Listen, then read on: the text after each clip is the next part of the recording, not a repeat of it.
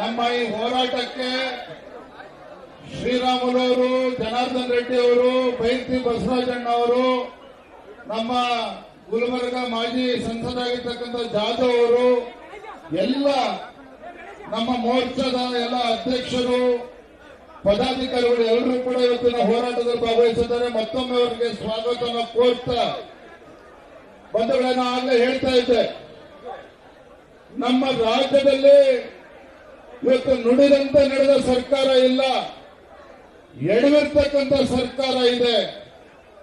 ಕಾರಣ ಏನಪ್ಪಾ ಅಂತ ಹೇಳಿದ್ರೆ, ದಿನ ಬೆಳಗಾದ್ರೆ ಜನಸಾಮಾನ್ಯರು ಪತ್ರಿಕೆಯನ್ನು ನೋಡಬೇಕಾಗ್ತದೆ. ಇವತ್ತು ಯಾವುದರ ಬೆಲೆ ಜಾಸ್ತಿ ಮಾಡಿದ್ದಾರೆ ಮುಖ್ಯಮಂತ್ರಿಗಳು ಅಂತ ಹೇಳಿ, ಇವತ್ತು ಯಾವುದರ ದಿನವಸ್ತು ಬೆಲೆ ಜಾಸ್ತಿ ಆಗಿದೆ ಅಂತೇಳಿ ಜನ ಪತ್ರಿಕೆ ನೋಡಬೇಕಾಗಿದೆ, ಟಿವಿ ನೋಡಬೇಕಾಗಿದೆ.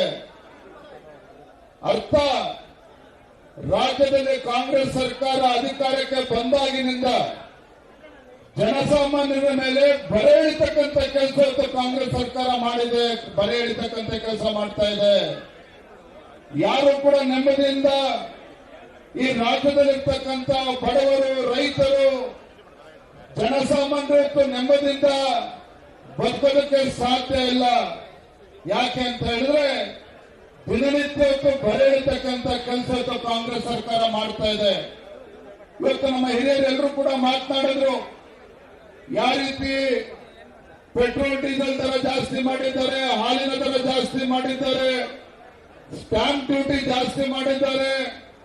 ಬಡವರು ಇವತ್ತು ಆಸ್ಪತ್ರೆಗೆ ಹೋದ್ರೆ ಸರ್ಕಾರಿ ಆಸ್ಪತ್ರೆಗಳೆಲ್ಲ ಯಾವ ರೀತಿ ಶುಲ್ಕ ಜಾಸ್ತಿ ಮಾಡಿದ್ದಾರೆ, ಮೆಟ್ರೋ ದರ ಯಾವ ರೀತಿ ಜಾಸ್ತಿ ಮಾಡಿದ್ದಾರೆ, ಎಲ್ಲ ವಿಚಾರಗಳನ್ನು ಅವರು ಹೇಳಿದ್ದಾರೆ. ನಾನು ಎರಡು ವಿಚಾರವನ್ನು ಈ ಸಂದರ್ಭದಲ್ಲಿ ಪ್ರಸ್ತಾಪ ಮಾಡ್ತೇನೆ. ಮೊದಲನೇದಾಗಿ, ಈ ಸರ್ಕಾರ ಗ್ಯಾರಂಟಿಗಳನ್ನ ಕೊಟ್ಟಿದ್ದೇವೆ ಅಂತೇಳಿ ಇವತ್ತು ಡಂಗೂರ ಬಾರಿಸ್ತಾ ಇದ್ದಾರೆ. ಆದ್ರೆ ಮತ್ತೊಂದು ಕಡೆ ಇವತ್ತು ಯಾವ ರೀತಿ ಪೆಟ್ರೋಲ್ ಡೀಸೆಲ್ ದರ ಜಾಸ್ತಿ ಮಾಡಿದ್ದಾರೆ ನೋಡಿ, ಎಷ್ಟು ಅಹಂಕಾರ ಈ ಸರ್ಕಾರಕ್ಕೆ ಅಂತ ಹೇಳಿದ್ರೆ, ಇವತ್ತು ಭಾರತೀಯ ಜನತಾ ಪಾರ್ಟಿ ಅಹೋರಾತ್ರಿ ಧರಣಿ ಪ್ರಾರಂಭ ಮಾಡುತ್ತಿದೆ ಅಂತೇಳಿ ಗೊತ್ತಿದ್ರು ಸಹ ನಿನ್ನೆ ದಿನ ಡೀಸೆಲ್ ಮೇಲೆ 2 ರೂಪಾಯಿ ಜಾಸ್ತಿ ಮಾಡಿದ್ದಾರೆ. ಏನಾಗ್ತದೆ ಡೀಸೆಲ್ ಮೇಲೆ? ಡೀಸೆಲ್ ಮೇಲೆ 2 ರೂಪಾಯಿ ಜಾಸ್ತಿ ಮಾಡಿದರೆ ಅಷ್ಟೇ ನಮಗೆ ಕಣ್ಣಿಗೆ ಕಾಣ್ತದೆ. ಆದ್ರೆ ಡೀಸೆಲ್ ಮೇಲೆ 2 ರೂಪಾಯಿ ಜಾಸ್ತಿ ಮಾಡಿದ್ರೆ ಪರಿಣಾಮ ಏನಾಗ್ತದೆ? ಇವತ್ತು ಏನು ಲಾರಿಗಳು ಓಡಾಡ್ತವೆ, ಗೂಡ್ಸ್ ಲಾರಿಗಳು, ಇವತ್ತು ಸರಕುಗಳನ್ನ, ವಸ್ತುಗಳನ್ನ ತೆಗೆದುಕೊಂಡು ಲಾರಿಗಳು ಏನು ಓಡಾಡ್ತದೆ, ಡೀಸೆಲ್ ದರ ಜಾಸ್ತಿ ಆದ್ರೆ ಅವರು ಕೂಡ ರೇಟ್ ಜಾಸ್ತಿ ಮಾಡ್ತಾರೆ. ಸಾಮಾನ್ಯ ಜನರು ಆಟೋದಲ್ಲಿ ಓಡಾಡ್ತಾರೆ, ಬಸ್ಸಲ್ಲಿ ಓಡಾಡ್ತಾರೆ, ಆ ಬಸ್ ರೇಟು ಜಾಸ್ತಿ ಆಗುತ್ತೆ, ಟಿಕೆಟ್ ಆಟೋ ರೇಟ್ಗಳು ಕೂಡ ಜಾಸ್ತಿ ಆಗುತ್ತೆ.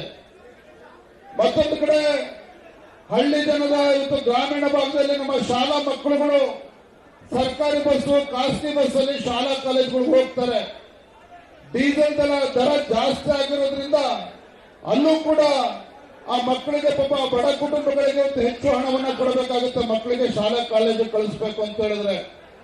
ಇವತ್ತು ರೈತರು, ಇವತ್ತು ಬಡವರು ತರಕಾರಿ ಕೊಂಡ್ಕೊಳ್ತಾರೆ, ಮಾರ್ಕೆಟಿಗೆ ಹೋಗಿ ತರಕಾರಿ ಕೊಂಡ್ಕೋಬೇಕು ಅಂತ ಹೇಳಿದ್ರೆ ಡೀಸೆಲ್ ದರ ಜಾಸ್ತಿ ಮಾಡಿರೋದ್ರಿಂದ, ಟ್ರಾನ್ಸ್ಪೋರ್ಟೇಷನ್ ಕಾಸ್ಟ್ ಜಾಸ್ತಿ ಆಗಿರೋದ್ರಿಂದ ಇವತ್ತು ತರಕಾರಿ ಬೆಲೆಗಳು ಕೂಡ ಗಗನಕ್ಕೆ ಏರ್ತಾ ಇದೆ. ಹಾಗಾಗಿ ಬಂಧುಗಳೇ, ನಾವಿವತ್ತು ಏನು ಕೇವಲ 2 ರೂಪಾಯಿ ಮಾತ್ರ ನಮಗೆ ಕಣ್ಣಿಗೆ ಕಾಣ್ತಾ ಇದೆ, ಡೀಸೆಲ್ಗೆ 2 ರೂಪಾಯಿ ಜಾಸ್ತಿ ಮಾಡಿದ್ದಾರೆ, ಅದಷ್ಟೇ ಕಣ್ಣಿಗೆ ಕಾಣ್ತಾ ಇದೆ. ಆದ್ರೆ ಬಡವರು, ಜನಸಾಮಾನ್ಯರು ಇವತ್ತು ದಿನನಿತ್ಯ ಪರದಾಡ್ತಾ ಇದ್ದಾರೆ. ನಿರಂತರ ಈ ಸರ್ಕಾರ ಬಂದಾಗಿನಿಂದ ಸುಮಾರು 6 ರಿಂದ 7 ರೂಪಾಯಿ ಪೆಟ್ರೋಲ್ ಡೀಸೆಲ್ ಮೇಲೆ ಇವತ್ತು ಹಣವನ್ನು ಜಾಸ್ತಿ ಮಾಡಿರ್ತಕ್ಕಂಥದ್ದು. ಹಾಗಾಗಿ ಈ ಡೀಸೆಲ್ ಪೆಟ್ರೋಲ್ ಮೇಲೆ ಏನು ದರವನ್ನು ಜಾಸ್ತಿ ಮಾಡಿದ್ದಾರೆ, ಇದರ ಪರಿಣಾಮ ಸಾಮಾನ್ಯ ಜನರು ಈ ಸರ್ಕಾರಕ್ಕೆ ಇಡೀ ಶಾಪವನ್ನು ಹಾಕ್ತಾ ಇದ್ದಾರೆ. ಇವತ್ತು ಹಾಲಿನ ದರ ಇವತ್ತು 3ನೇ ಬಾರಿಗೆ ರಾಜ್ಯದಲ್ಲಿ ಕಾಂಗ್ರೆಸ್ ಸರ್ಕಾರ ಬಂದ ಮೇಲೆ ಹಾಲಿನ ದರ ಜಾಸ್ತಿ ಮಾಡಿದ್ದಾರೆ, 9 ರೂಪಾಯಿ ಜಾಸ್ತಿ ಮಾಡಿದ್ದಾರೆ. ಏನಿದ್ರು ಪರಿಣಾಮ? ಒಂದು ಕ್ಷಣ ಯೋಚನೆ ಮಾಡಿ, ಪಾಪ ಬಡವ ಮನೆಯಲ್ಲಿರ್ತಕ್ಕಂಥ ತನ್ನ ಕುಟುಂಬಕ್ಕೆ, ಮಗುಗೆ ಒಂದು ಅರ್ಧ ಲೀಟರ್ 1 ಲೀಟರ್ ಹಾಲು ತಗೊಂಡ್ಬರ್ತಾನೆ ಪ್ರತಿನಿತ್ಯ. ಇವತ್ತು 9 ರೂಪಾಯಿ ಹಾಲಿನ ದರ ಜಾಸ್ತಿ ಆಯ್ತು ಅಂತ ಹೇಳಿದ್ರೆ ಅವನು ಒಂದು ತಿಂಗಳಿಗೆ ನಿತ್ಯ 1 ಲೀಟರ್ ಹಾಲು ತೆಗೆದುಕೊಂಡ್ರು ಕೂಡ ತಿಂಗಳಿಗೆ 30 ಲೀಟರ್ ಆಯ್ತು. ಒಂದು ದಿನಕ್ಕೆ 9 ರೂಪಾಯಿ 10 ರೂಪಾಯಿ ಜಾಸ್ತಿ ಆಗಿದೆ ಅಂತ ಹೇಳಿದ್ರೆ ತಿಂಗಳಿಗೆ ಎಷ್ಟು ಜಾಸ್ತಿ ಆಯ್ತು? ಸುಮಾರು 300-400 ರೂಪಾಯಿ ಜಾಸ್ತಿ ಆಯ್ತು. ನಾ ಯಾಕೆ ಇದನ್ನ ಹೇಳ್ತಾ ಇದ್ದೇನೆ ಅಂತ ಹೇಳಿದ್ರೆ ಬರೀ ಹಾಲಿನ ದರ ಅಷ್ಟೇ ಅಲ್ಲ, ಹಾಲಿನ ದರ 9 ರೂಪಾಯಿ ಜಾಸ್ತಿ ಆಗಿರೋ ಪರಿಣಾಮ ಹಾಲಿನಿಂದ ತಯಾರಾಗ್ತಕ್ಕಂಥ ಇತರ ವಸ್ತುಗಳೇನಿದ್ದಾವೆ ಜನಸಾಮಾನ್ಯರು ಉಪಯೋಗಿಸ್ತಕ್ಕಂಥದ್ದು, ಹಾಲಿನ ಏನು ಬೇರೆ ಉತ್ಪನ್ನಗಳೇನಿದ್ದಾವೆ ಅದರ ಬೆಲೆಯೂ ಕೂಡ ಜಾಸ್ತಿ ಆಗ್ತದೆ. ಹಾಗಾಗಿ ಇವತ್ತು ಹಾಲಿನ ದರ ಇರ್ಬೋದು, ಡೀಸೆಲ್ ದರ ಇರ್ಬೋದು, ಇದರ ಪರಿಣಾಮ ಜನಸಾಮಾನ್ಯರಿಗೆ ಇವತ್ತು ಕಷ್ಟ ಆಗ್ತಾ ಇದೆ. ಯಾವ ಜನರು ಇವತ್ತು ರಾಜ್ಯದಲ್ಲಿ ಕಾಂಗ್ರೆಸ್ ಪಕ್ಷ ಅಧಿಕಾರಕ್ಕೆ ತರಕ್ಕೆ ಆಶೀರ್ವಾದ ಮಾಡಿದ್ರು ಅದೇ ಜನ ಇವತ್ತು ರಾಜ್ಯ ಸರ್ಕಾರಕ್ಕೆ ಇವತ್ತು ಶಾಪ ಆಗ್ತಾ ಇದ್ದಾರೆ. ಅಂತ ದರಿದ್ರ ಸರ್ಕಾರ ಇವತ್ತು ಕರ್ನಾಟಕ ರಾಜ್ಯ ನಾವು ತಂದಿದ್ದೇವೆ ಅಂತ ಹೇಳಿ ತಲೆ ಚಚ್ಕೊಳ್ತಕ್ಕಂಥ ಪರಿಸ್ಥಿತಿ ನಿರ್ಮಾಣ ಆಗಿದೆ. ಬಂಧುಗಳೇ, ನಾವು ಇತಿಹಾಸದಲ್ಲೂ ಓದಿದ್ದೇವೆ, ನಾವು ಕೇಳಿದ್ದೇವೆ, ನಾವು ನೆಪೋಲಿಯನ್ ಹೆಸರು ಕೇಳಿದ್ದೇವೆ, ಹಿಟ್ಲರ್ ಹೆಸರು ಕೇಳಿದ್ದೇವೆ. ನೆಪೋಲಿಯನ್ ಇರ್ಬೋದು, ಹಿಟ್ಲರ್ ಇರ್ಬೋದು, ನಮ್ಮದೇ ಔರಂಗಜೇಬ್ ಇರ್ಬೋದು. ಯಾತಕ್ಕೋಸ್ಕರ ನಾವು ನೆನ್ಪು ಮಾಡ್ಕೊಳ್ತೇವೆ? ನೆಪೋಲಿಯನ್ ಇರ್ಬೋದು, ಹಿಟ್ಲರ್ ಇರ್ಬೋದು, ಔರಂಗಜೇಬನ ಯಾಕೆ ನೆನ್ಪು ಮಾಡ್ಕೊಳ್ತೇವೆ ಅಂತ ಹೇಳಿದ್ರೆ ಇವರು ಇಡೀ ಜಗತ್ತಿನಲ್ಲಿ ಇವತ್ತು ಅತ್ಯಂತ ಕ್ರೂರಿಯಾಗಿ ಆಡಳಿತವನ್ನು ನಡೆಸಿದ್ದಕ್ಕೆ ಈ 3 ವ್ಯಕ್ತಿಗಳನ್ನ ನೆನ್ಪು ಮಾಡ್ಕೊಳ್ತೇವೆ. ನೆಪೋಲಿಯನ್ ಇರ್ಬೋದು, ಔರಂಗಜೇಬ್ ಇರ್ಬೋದು, ಹಿಟ್ಲರ್ ಇರ್ಬೋದು. ಜನಸಾಮಾನ್ಯರ ಹಣವನ್ನ ಲೂಟಿ ಮಾಡಿ ಆಡಳಿತ ನಡೆಸಿರ್ತಕ್ಕಂಥ ಕೀರ್ತಿ ಅಥವಾ ಅಪಕೀರ್ತಿ ಇವತ್ತು ಔರಂಗಜೇಬು, ಹಿಟ್ಲರ್, ನೆಪೋಲಿಯನ್ ಸಲ್ತದೆ. ಆದರೆ ಇಡೀ ದೇಶದಲ್ಲಿ ಯಾವುದಾದ್ರು ಒಂದು ರಾಜ್ಯದಲ್ಲಿ ಜನರ ಹಣವನ್ನ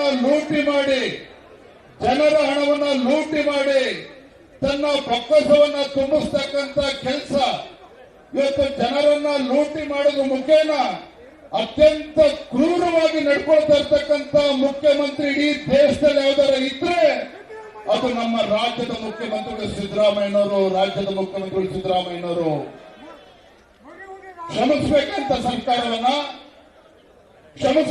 ಸರ್ಕಾರವನ್ನ ನಾನು ಇವತ್ತು ವೇದಿಕೆ ಮೂಲಕ ಭಾರತೀಯ ಜನತಾ ಪಾರ್ಟಿಯ ಒಂದು ಅಹೋರಾತ್ರಿ ಧರಣಿ ಇವತ್ತೇನು ಪ್ರಾರಂಭ ಮಾಡಿದ್ದೇವೆ. ಈ ರಾಜ್ಯದ ಮುಖ್ಯಮಂತ್ರಿಗಳು ಮಾತನಾಡಲಿಕ್ಕೆ ಇಷ್ಟಪಡ್ತೇನೆ. ಮಾನ್ಯ ಮುಖ್ಯಮಂತ್ರಿಗಳೇ, ದಯವಿಟ್ಟು ನಿಮ್ಮ AC ರೂಮಿಂದ ಹೊರಗಡೆ ಬನ್ನಿ. ವಿಧಾನಸೌಧ ನಿಮ್ಮ ಕೃಷ್ಣಾದಲ್ಲಿರ್ತಕ್ಕಂಥ AC ಕಚೇರಿಯಿಂದ ಹೊರಗಡೆ ಬನ್ನಿ. ನೀವು ಬೆಂಗಳೂರಿನ ಮುಖ್ಯಮಂತ್ರಿಗಳಲ್ಲ. ನಿಮ್ಮ ಸರ್ಕಾರ ಕೇವಲ ಬೆಂಗಳೂರಿಗೆ ಮೀಸಲಾಗಿದೆ. ದಯವಿಟ್ಟು ಬನ್ನಿ. ಗುಲ್ಬರ್ಗ, ರಾಯಚೂರು, ಕೊಪ್ಪಳ, ಬೆಳಗಾವಿ ಎಲ್ಲ ಜಿಲ್ಲೆಗಳಿಗೆ ಪ್ರವಾಸ ಮಾಡಿ.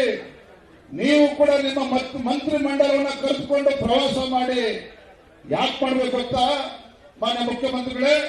ಹಿಂದೆ ಇದ್ರು ರಾಜ ಮಹಾರಾಜರು ಏನ್ ಮಾಡ್ತಾ ಇದ್ರು ಅಂತ ಹೇಳಿದ್ರೆ ತನ್ನ ನಾಡಿನಲ್ಲಿ, ತನ್ನ ರಾಜ್ಯದಲ್ಲಿ ಪ್ರಜೆಗಳು ಸುಭಿಕ್ಷವಾಗಿದ್ದಾರ, ತಮ್ಮ ರಾಜ್ಯದಲ್ಲಿ, ತಮ್ಮ ರಾಜ್ಯಭಾರದಲ್ಲಿ ಪ್ರಜೆಗಳು ಸುಭಿಕ್ಷವಾಗಿದ್ದಾರ, ಜನರೇನಾರ ತೊಂದರೆ ಅನುಭವಿಸ್ತಾ ಇದ್ದಾರ, ಜನಸಾಮಾನ್ಯರು ಪ್ರಜೆಗಳು ಏನಾರ ಸಮಸ್ಯೆಯನ್ನು ಎದುರಿಸ್ತಾ ಇದ್ದಾರ, ಅದನ್ನ ಅರ್ಥ ಮಾಡ್ಕೋಬೇಕಾದ್ರೆ ಹಿಂದಿನ ಕಾಲದಲ್ಲಿ ರಾಜರು ಮಹಾರಾಜರು ಏನ್ ಮಾಡ್ತಾ ಇದ್ರು? ವೇಷ ಬದಲಿಸ್ಕೊಂಡು ಅವರ ರಾಜ್ಯ ಪ್ರವಾಸಕ್ಕೆ ಹೋಗ್ತಾ ಇದ್ರು. ವೇಷ ಬದಲಿಸ್ಕೊಂಡು ರಾಜ್ಯ ಪ್ರವಾಸ ಮಾಡಿ ಜನಸಾಮಾನ್ಯರಂತೆ ಇವತ್ತು ಹೋಗಿ ಜನಸಾಮಾನ್ಯರ ಸಮಸ್ಯೆನ ಅರ್ಥ ಮಾಡ್ಕೊಳ್ತಾ ಇದ್ರು ಮಾನ್ಯ ಸಿದ್ದರಾಮಯ್ಯನವರೇ. ಆ ಮಹಾರಾಜರು ಜನಸಾಮಾನ್ಯರ ಸಮಸ್ಯೆನ ಅರ್ಥ ಮಾಡಿಕೊಂಡು ವಾಪಸ್ಸು ತನ್ನ ಅರಮನೆಗೆ ಬಂದು ಜನಸಾಮಾನ್ಯರಿಗೆ ಅನುಕೂಲ ಆಗ್ತಕ್ಕಂಥ, ಬಡವರಿಗೆ ಅನುಕೂಲ ಆಗ್ತಕ್ಕಂಥ ಯೋಜನೆಗಳನ್ನ ತರ್ತಾ ಇದ್ರು ಮಹಾರಾಜರು. ನೀವು ಕೂಡ ಮುಖ್ಯಮಂತ್ರಿಗಳೇ ಈ ರಾಜ್ಯದ ಮಹಾರಾಜನ ಸ್ಥಾನದಲ್ಲಿ ತಾವು ಕೂತಿದ್ದೀರಿ. ರಾಜ್ಯದ ಮಹಾರಾಜರ ಸ್ಥಾನದಲ್ಲಿ ನೀವು ಕೂತಿದ್ದೀರಿ. ಅದಕ್ಕೆ ನಾವು ಹೇಳ್ತೇನೆ ಮಾನ್ಯ ಮುಖ್ಯಮಂತ್ರಿಗಳೇ, ಆ ಮುಖ್ಯಮಂತ್ರಿ ಕುರ್ಚಿಯಿಂದ ಕೆಳಗಿಳಿದರೆ ಯಾರು ಕೂಡ ಕಸ್ಕೊಳ್ಳಲ್ಲ. ಬೇಕಾದ್ರೆ ಡಿ ಕೆ ಶಿವಕುಮಾರ್ನು ಜೊತೆಲಿ ಕರ್ಕೊಂಡು ಹೋಗಿ. ನಿಮ್ಮ ಕುರ್ಚಿಯ ಅಭದ್ರತೆ ನಿಮಗೆ ಕಾಡ್ತಾ ಇದ್ರೆ ಸಿದ್ದರಾಮಯ್ಯನವರೇ, ನಿಮ್ಮ ಕುರ್ಚಿಯ ಅಭದ್ರತೆ ಕಾಡ್ತಾ ಇದ್ರೆ ಡಿ ಕೆ ಶಿವಕುಮಾರ್ ನಿಮ್ಮ ಮಂತ್ರಿ ಮಂಡಲ ಎಲ್ಲರೂ ಕರ್ಕೊಂಡು ರಾಜ್ಯ ಪ್ರವಾಸ ಮಾಡಿ ರಾಜ್ಯದಲ್ಲಿ ಇವತ್ತು ಪರಿಸ್ಥಿತಿ ಏನಾಗಿದೆ ಅನ್ನೋದನ್ನ ಅರ್ಥ ಮಾಡ್ಕೊಳ್ಳಿ. ಬಡವರು ಯಾವ ರೀತಿ ಪರದಾಡ್ತಾ ಇದ್ದಾರೆ. ಡೀಸೆಲ್ ಬೆಲೆ ಜಾಸ್ತಿ ಆಗಿರೋದ್ರಿಂದ, ಇವತ್ತು ಹಾಲಿನ ದರ ಜಾಸ್ತಿ ಆಗಿರೋದ್ರಿಂದ ಬಡಬಗ್ಗರು ಯಾವ ರೀತಿ ಪರದಾಡ್ತಾ ಇದ್ದಾರೆ. ಇವತ್ತು ಬೀಜದ ಬೆಲೆ ಜಾಸ್ತಿ ಆಗಿದೆ, ರೈತರು ಹಂಗೆ ಪರದಾಡ್ತಾ ಇದ್ದಾರೆ. ಒಟ್ಟಾರೆಯಾಗಿ ನಿಮ್ಮ ಆಡಳಿತದ ಕಳೆದ 20 ತಿಂಗಳ ಆಡಳಿತ ವೈಖರಿ ಹೇಗಿದೆ, ಜನರು ನಿಜವಾಗ್ಲೂ ಕೂಡ ಖುಷಿಯಾಗಿದ್ದಾರ? ನಿಮ್ಮ ಸತತ ಬೆಲೆ ಏರಿಕೆಗಳಿಂದ ಇವತ್ತು ರಾಜ್ಯ ತತ್ತರಿಸಿ ಹೋಗಿದ್ದಾರೆ ಜನರು. ಅವರ ಸಮಸ್ಯೆಗಳನ್ನ ಅರ್ಥ ಮಾಡ್ಕೊಳ್ಳೋಕೆ ರಾಜ್ಯ ಪ್ರವಾಸ ಮಾಡಿ ಮಾನ್ಯ ಸಿದ್ದರಾಮಯ್ಯನವರೇ. ನೀವು ರಾಜ್ಯದ ಮುಖ್ಯಮಂತ್ರಿಗಳು, ರಾಜ್ಯದಲ್ಲಿರ್ತಕ್ಕಂಥ ಎಲ್ಲ ಧರ್ಮೀಯರು ಕೂಡ ನೀವು ರಾಜ್ಯದ ಮುಖ್ಯಮಂತ್ರಿಗಳು, ಅದನ್ನು ಮರಿಬೇಡಿ. ಹಾಗಾಗಿ ಗೌರವಾನ್ವಿತ ಮುಖ್ಯಮಂತ್ರಿಗಳೇ, ದಯವಿಟ್ಟು ನೀವು ಆಕಾಶದಿಂದ ನೆಲಕ್ಕಿಳಿರಿ. ನೀವು ಕೂತಿರ್ತಕ್ಕಂಥ ಕುರ್ಚಿಯಿಂದ ಕೆಳಗಿಳಿದು ರಾಜ್ಯಾದ್ಯಂತ ಪ್ರವಾಸ ಮಾಡಿ ಜನರ ಸಮಸ್ಯೆ ಅರ್ಥ ಮಾಡಿಕೊಂಡು ಕಳೆದ ನಿಮ್ಮ 20 ತಿಂಗಳ ಆಡಳಿತ ವೈಖರಿಗೆ ಜನ ಏನ್ ಮಾತನಾಡ್ತಾ ಇದ್ದಾರೆ ಅದ್ರ ಬಗ್ಗೆ ತಿಳ್ಕೊ ಬನ್ನಿ. ಏನೋ ಉಪಚುನಾವಣೆ ಮೂರು ಗೆದ್ಬಿಟ್ಟಿದ್ದು ಮೊನ್ನೆ ವಿಧಾನಸೌಧದಲ್ಲಿ ಭಾಷಣ ಮಾಡ್ತಾ ಇದ್ರು. ಮೊನ್ನೆ ವಿಧಾನಸೌಧದ ಅಧಿವೇಶನದಲ್ಲಿ ಬಜೆಟ್ ಅನ್ನ ಕೊಟ್ಟು ಭಾಷಣ ಮಾಡ್ತಾ ಹೇಳ್ತಾ ಇದ್ರು. ವಿರೋಧ ಪಕ್ಷನ ಟೀಕೆ ಮಾಡ್ತಾ ಇದ್ರು.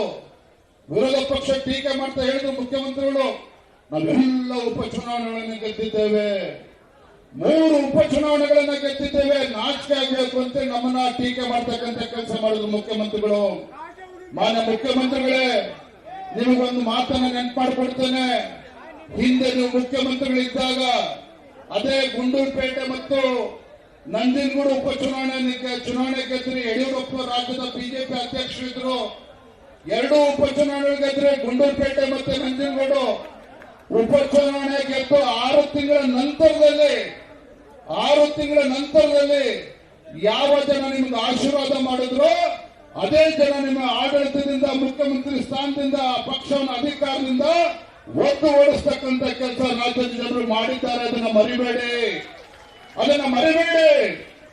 ಯಾಕೆ ಮಾತನ್ನ ಹೇಳ್ತಾ ಇದ್ದೇನೆ ಅಂತ ಹೇಳಿದ್ರೆ, ಸಿದ್ದರಾಮಯ್ಯನವರೇ ನಿಮ್ ತಪ್ಪಲ್ಲ, ಮಾನ್ಯ ಮುಖ್ಯಮಂತ್ರಿಗಳೇ ಪಾಪ ನಿಮ್ಮ ತಪ್ಪಲ್ಲ.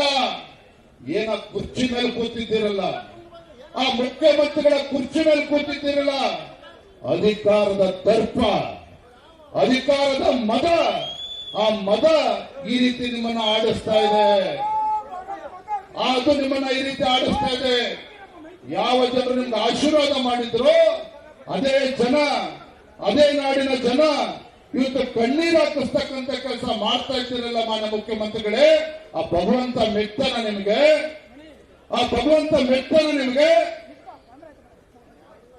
ಹಾಗಾಗಿ ಬಂಧುಗಳೇ, ಸಾಕಷ್ಟು ವಿಚಾರಗಳಿದೆ. ಮತ್ತೆ ನಾನು ಮಾತನಾಡ್ತೇನೆ. ಇಷ್ಟು ಮಾತ್ರ ಸಂದರ್ಭ ಹೇಳ್ತೇನೆ.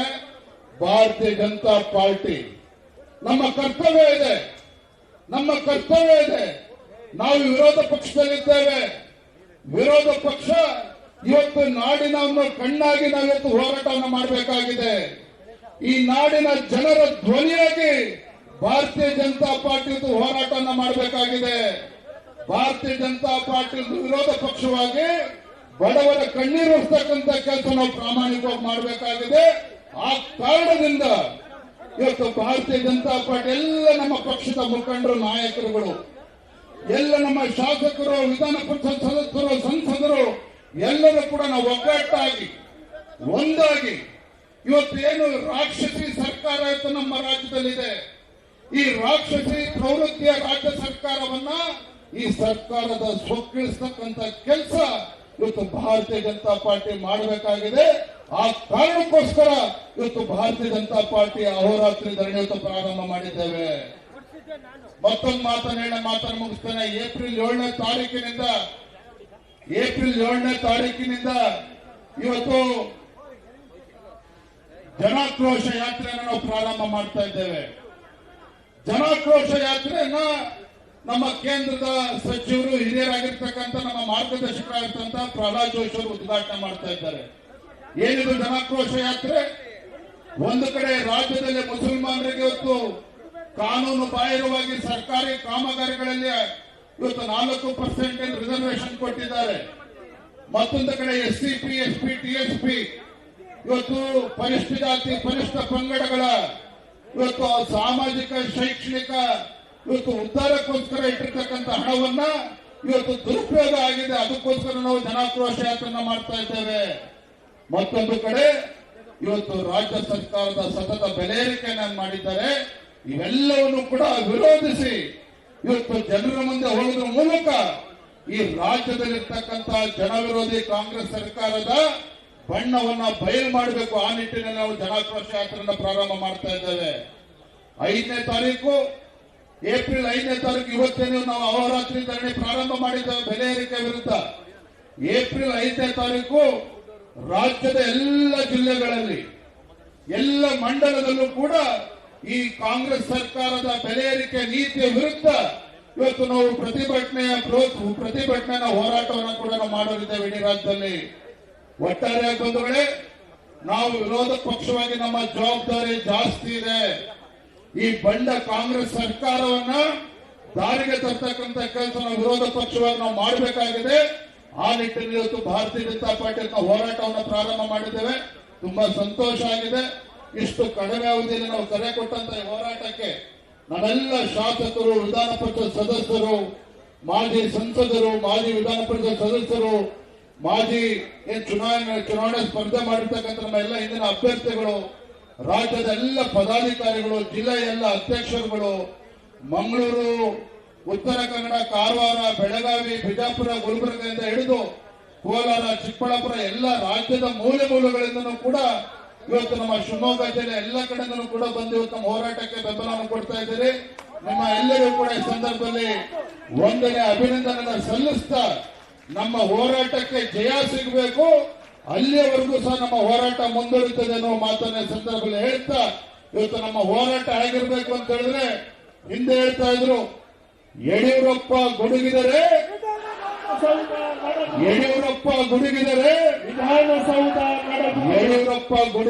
ವಿಧಾನಸೌಧ ನಡುವುದು ಅಂತೇಳಿ ರಾಜ್ಯದ ಜನ ಮಾತನಾಡ್ತಾ ಇದ್ರು. ಆ ರೀತಿ ಇವತ್ತು ಜನರ ಮಧ್ಯೆ ಇಟ್ಕೊಂಡು ಈ ರೀತಿ ಹೋರಾಟವನ್ನು ಮಾಡೋದ್ರ ಮೂಲಕ ಈ ನಾಡಿನ ಜನರಿಗೆ ಒಂದು ನ್ಯಾಯವನ್ನ ಕೊಡ್ತಕ್ಕಂಥ ಕೆಲಸ ನಾವೆಲ್ಲರೂ ಸೇರಿ ಮಾಡೋಣ ಅನ್ನೋ ಮಾತನ್ನು ಹೇಳ್ತಾ ಸಂದರ್ಭ ಮತ್ತೊಮ್ಮೆ ನಮ್ಮೆಲ್ಲ ಪತ್ರಿಕಾ ಹಾಗೂ ಮಾಧ್ಯಮದ ಸ್ನೇಹಿತರು ಕೂಡ ಒಂದು ಸಲ ಮಾತನ್ನು ಮುಗಿಸ್ತಾ ಇದ್ದೇನೆ. ನಮಸ್ಕಾರ, ವಂದನೆಗಳು. ಬಲೋ ಭಾರತ್ ಮಾತಾ ಕಿ, ಬಲೋ ಭಾರತ್ ಮಾತಾ ಕಿ.